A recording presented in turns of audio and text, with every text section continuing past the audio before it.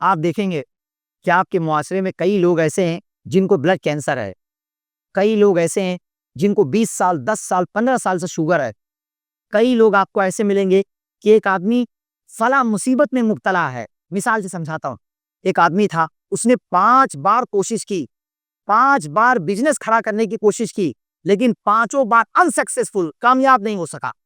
تب ایک آدمی سوچتا ہے یار یہ تو کیسا آدمی، 5 بار اس نے کوشش کی، 5 لاکھ 8 لاکھ اس کا نقصان ہو گیا، لیکن یہ سکسیس نہیں ہو سکا، ایسا میرے ساتھ نہیں ہونا چاہیے۔ کیا چاہتا آدمی؟ یہ جو اس کے ساتھ ہوا ہے، جو مصیبت اس کے اوپر آئی ہے، وہ مصیبت مجھے نہیں لگنی چاہیے۔ یہ جو بیماری اس کے اوپر لگی ہے، یہ بیماری مجھے نہیں لگنی چاہیے۔ میں اس بیماری سے بچوں گا کیسے؟ میں اس مصیبت سے بچوں کیسے؟ تو اس تعلق سے بھی اللہ کے نبی صلی اللہ علیہ وسلم نے ایک دعا بتلائی ہے۔ کیا سکھایا؟ اللہ کے نبی صلی اللہ علیہ وسلم فرماتے ہیں کہ تم میں جو شخص کسی صاحب مصیبت شخص کو دیکھے، جو شخص صاحب مصیبت شخص کو دیکھے اور دیکھنے کے بعد یہ دعا پڑھے، کیا کہے؟ الحمدللہ الذی عافانی مما ابتلاک بہ وفضلنی علی کثیر ممن خلق تفضیلا۔ بندہ کیا کہتا ہے اللہ سے؟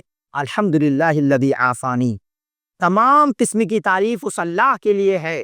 الحمدللہ الذی عافانی، تمام قسم کی تعریف اس اللہ کے لیے ہے جس نے مجھے بچایا، جس نے مجھے عافیت دی۔ کس سے؟ مما ابتلاک بہ، جس میں تو مبتلا ہے، جس میں اللہ نے تجھ کو مبتلا کیا، وفضلنی، اور مجھے فضیلت دی، علی کثیر ممن خلق تفضیلا، اپنی بہت ساری مخلوقات پر۔